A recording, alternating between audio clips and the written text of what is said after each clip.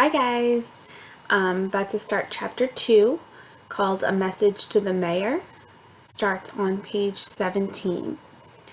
Lena often took different routes between school and home. Sometimes, just for variety, she'd go all the way down Spark Swallow Square or way up by the shoe repair shops on Livery Street. But today she took the shortest route because she was eager to get home and tell her news. She ran fast and easily through the streets of Ember. Every corner, every alley, every building was familiar to her. She always knew where she was, though most streets looked more or less the same. All of them were lined with old two-story stone buildings, the wood of their window frames and doors long unpainted. On the street level were shops. Above the shops were apartments where people lived. Every building, at the place where the wall met the roof, was equipped with a row of floodlights, big cone-shaped lamps that cast a strong yellow glare. Stone walls, lighted windows, lumpy, muffled shapes of people. Lena flew by them. Her slender legs felt immensely strong, like the wood of a bow that flexes and springs. She darted around obstacles, broken furniture left for the trash heaps for scavengers, stoves or refrigerators that were past repair, peddlers sitting on the pavement with their wares spread out around them. She leapt over cracks and potholes. When she came to Hafter Street, she slowed a little. This street was deep in shadow. 4 of its street lamps were out and had not been fixed. For a second, Lena thought of the rumor she'd heard about light bulbs, that some kinds were completely gone. She was used to shortages of things. Everyone was. But not of light bulbs. If the bulbs for the street lamps ran out, the only lights would be inside the buildings. What would happen then? How could people find their way through the streets in the dark? Somewhere inside her, a black worm of dread stirred. She thought about Dune's outburst in class. Could things really be as bad as she said? She didn't want to believe it. She pushed the thought away. As she turned onto Budlow Street, she sped up again. She passed a line of customers waiting to get into the vegetable market, their shopping bags draped over their arms. At the corner of Oliver Street, she dodged a group of washers trudging along with bags of laundry, and some movers carrying away a broken table. She passed a street sweeper, shoving dust around with his broom. I am so lucky, she thought, to have the job I want. And because of Dune Harrow, of all people. When they were younger, Lena and Dude had been friends. Together, they had explored the back alleys and dimly lit edges of the city. But in their 4th year of school, they had begun to grow apart. It started one day during the hour of free time, when the children in their class were playing in the front steps of the school. I can go down 3 steps at a time, someone would boast. I can hop down on 1 foot, someone else would say. The others would chime in. I can do a handstand against the pillar. I can leapfrog over the trash can. As soon as one child did something, all the rest would do it too, to prove they could. Lena could do it all, even when the dares got wilder. She yelled out the wildest one of all. I can climb the light pole. For a second, everyone just stared at her. But Lena dashed across the street, took off her shoes and socks, and wrapped herself around the cold metal of the pole. Pushing with her bare feet, she inched upward. She didn't get very far before she lost her grip and fell back down. The children laughed, and so did she. I didn't say I'd climb to the top, she explained. I just said I'd climb it. The others swarmed forward to try. Lizzie wouldn't take off her socks. Her feet were too cold, she said, so she kept sliding back. 40 Pen wasn't strong enough to get more than a foot off the ground. Next came Dune. He took his shoes and socks off and placed them neatly at the foot of the pole. Then he announced in his serious way, I'm going to the top. He clasped the pole and started upward, pushing with his feet, his knees sticking out to the sides. He pulled himself upward, pushing again. He was higher now than Lena had been, but suddenly his hands slid and he came plummeting down. He landed on his bottom with his legs poking up in the air. Lena laughed. She shouldn't have. He might have been hurt, but he looked so funny that she couldn't help it. He wasn't hurt. He could have jumped up, grinned, and walked away, but Dune didn't take things lightly. When he heard Lena and the others laughing, his face darkened. His temper rose in him like hot water. Don't you dare laugh at me, he said to Lena. I did better than you did. That was a stupid idea anyway. A stupid, stupid idea to climb the pole. And as he was shouting, red in the face, their teacher, Mrs. Polster, came out onto the steps and saw him. She took him by the shirt collar to the school director's office, where he got a scolding and he didn't think he deserved. After that day, Lena and Dune barely looked at each other when they passed in the hallway. At first, it was because they were fuming about what had happened. June didn't like being laughed at. Lena didn't like being shouted at.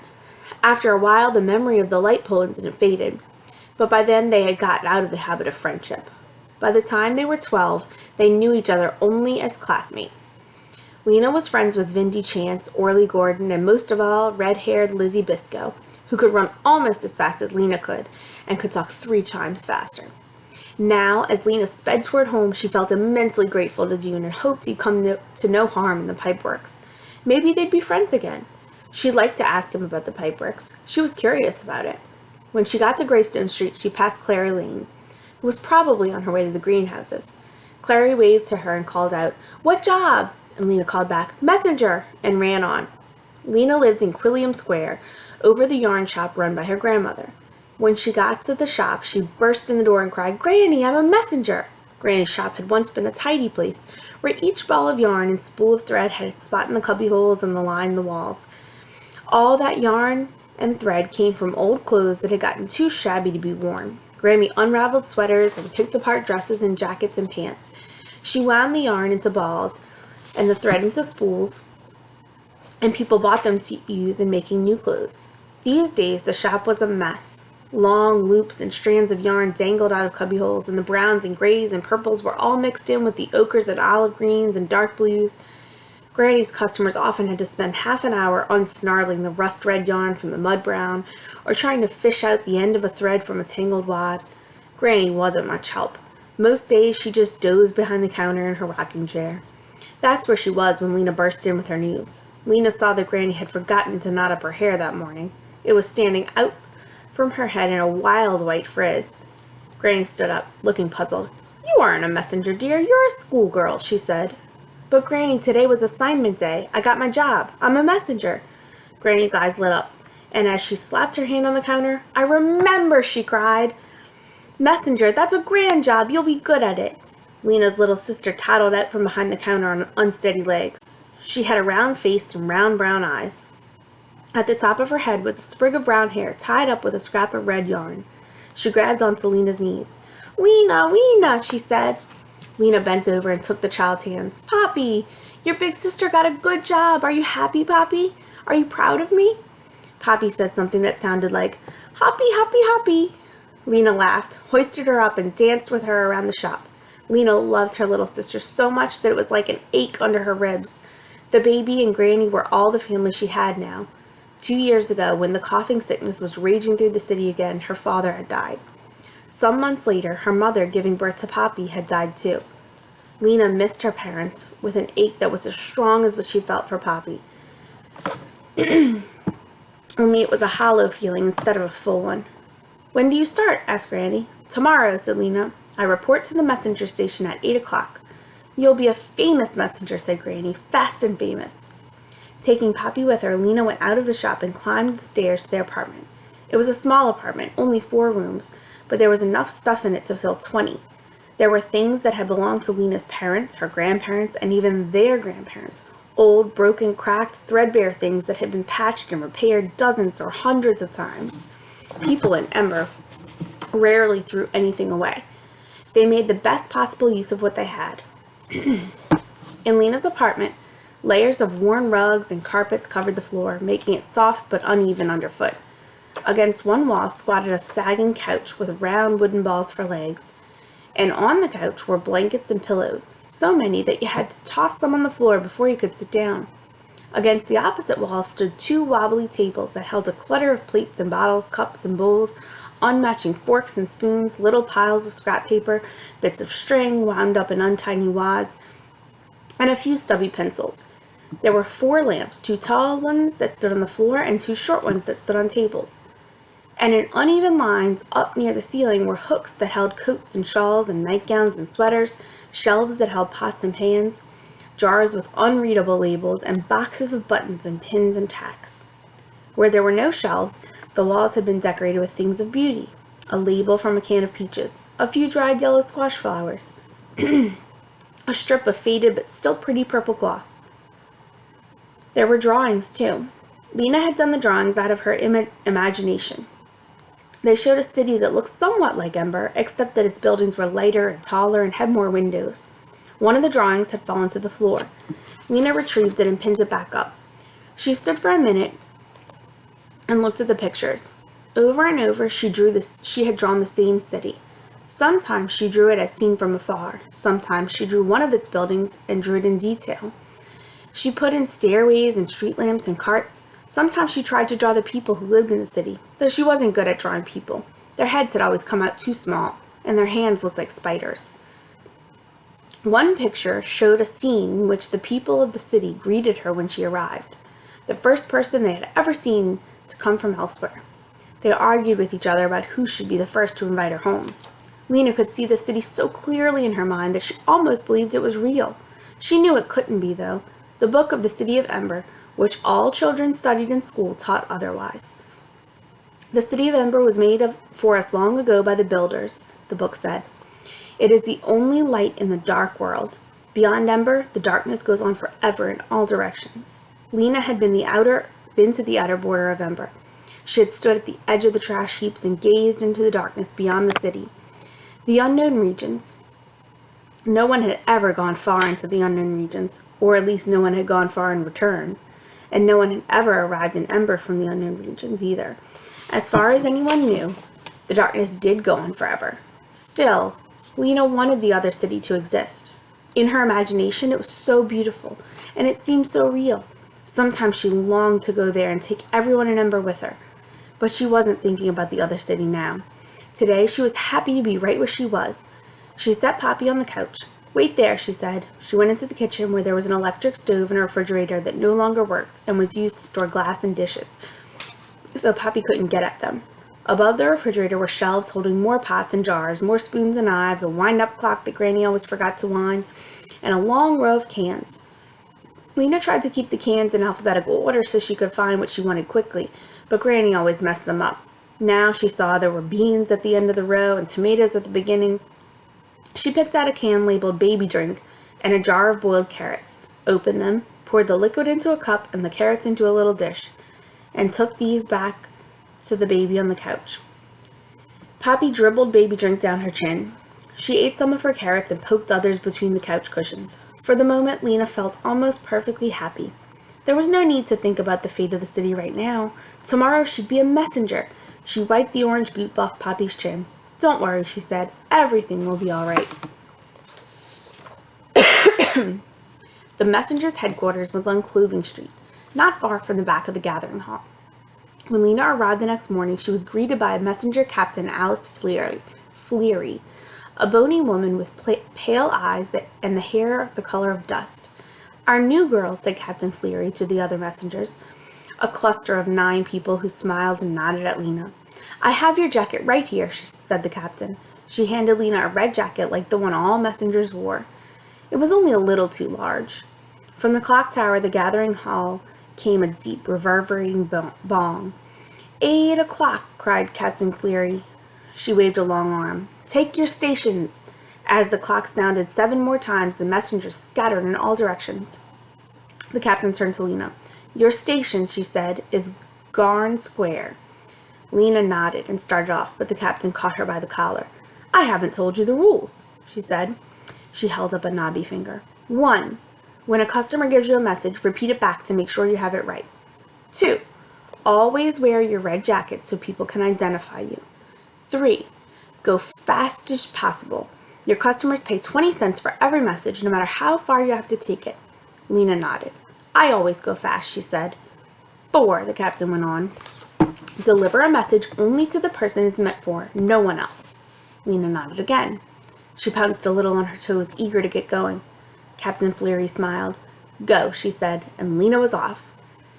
She felt strong and speedy and sure-footed. She glanced at her reflection as she ran past a window of a furniture repair shop. She liked the look of her long, dark hair flying up behind her, her long legs in their black socks, and her flapping red jacket. Her face, which had never seemed especially remarkable, looked almost beautiful because she looked so happy. As soon as she came into Garn Square, a voice cried, "Messenger!" Her first customer! It was old Natty Prime, calling to her from the bench where he always sat. "This goes to Ravenette Parsons, 18 Selverton Square," he said. "Bend down." She bent down so that her ear was close to his. close to his whiskery mouth. The old man said in a slow, hoarse voice, "My stove is broke. Don't come for dinner. Repeat." Lena repeated the message. "Good," said Natty Prine. He gave Lena 20 cents and she ran across the city to Silverton Square. There she found Ravenette Parsons also sitting on a park bench. She recited the message to him. "Old turnip head," he growled. "Lazy old flea face. He just doesn't feel like cooking." No reply. Lena ran back to Garden Square, passing a group of believers on the way. They were standing in a circle holding hands, singing one of their cheerful songs. It seemed to Lena there were more believers than ever these days. What they believed in, she didn't know, but it must make them happy. They were always smiling. Her next customer turned out to be Mrs. Polster, the teacher of the 4th year class. In Mrs. Polster's class, they memorized passages from the book of the City of Ember every week. Mrs. Polster had charts on the walls for everything, with everyone's name listed. If you did something right, she made a green dot by your name. If you did something wrong, she made a red dot. "What you need to learn, children," she always said in her resonant, precise voice, "is the difference between right and wrong in every area of life. And once you learn the difference..." Here she would stop and point to the class, and the class would finish the sentence. "You must always choose the right." In every situation, Mrs. Polster knew what the right choice was. Now here was Mrs. Polster again, looming over Lena, and pronouncing her message. "To Anisette Lefrand, 39 Hum Street, as follows," she said. "My confidence in you has been seriously diminished since I heard about the disreputable activities in which you engaged on Thursday last. Please repeat." It took Lena 3 times to get this right. "Uh-oh, red dot for me," she said. Mrs. Polster did not seem to find this amusing. Lena had 19 customers that first morning. Some of them had ordinary messages. "I can't come on Tuesday. Buy a pound of potatoes in your way home. Please come and fix my front door." Others had messages that made no sense to her at all, like Mrs. Polster's.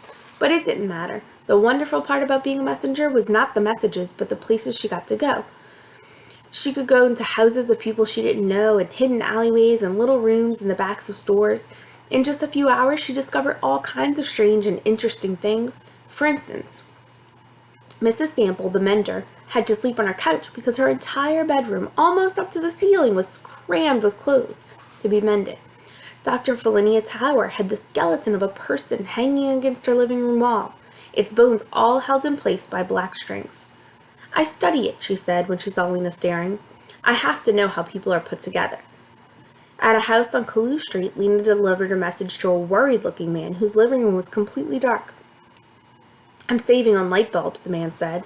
And when Lena took a message to the Can Cafe, she learned that on certain days the back room was used as a meeting place for people who liked to converse about great subjects. "Do you think an invisible being is watching over us all the time?" she heard someone ask. "Perhaps," answered someone else. There was a long silence. And then again, perhaps not. All of it was interesting.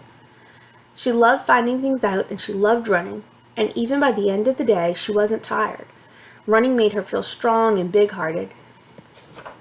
Choo! Choo! Choo! Excuse me. Running made her feel strong and big-hearted. It made her love the places she ran through and the people whose messages she delivered. She wished she could bring all of them the good news they so desperately wanted to hear. Late in the afternoon, a young man came up to her, walking with a sort of sideways lurch. He was an odd-looking person. He had a very long neck with a bump in the middle and teeth so big they looked as if they were trying to escape from his mouth. His black, bushy hair stuck out from his head in untidy tufts. "I have a message for the mayor at the gathering hall," he said. He paused to let the importance of this be understood. "The mayor," he said. "Did you get that?" "I got it," said Lena. "All right, listen carefully. Tell him, delivery at 8, from Looper." Repeat it back. "Delivery at 8, from Looper," Lena repeated. It was an easy message. "All right, no answer required." He handed her 20 cents and she sprinted away. The gathering hall occupied one entire side of Harkin Square, which was the city's central plaza. The square was paved with stone. It had a few benches bolted to the ground here and there, as well as a couple of kiosks for notices. Wide steps led to the gathering hall, and fat columns framed its big door. The mayor's office was in the gathering hall. So were the offices of the clerks who kept track of which buildings had broken windows, which street lamps needed repair, and the number of people in the city.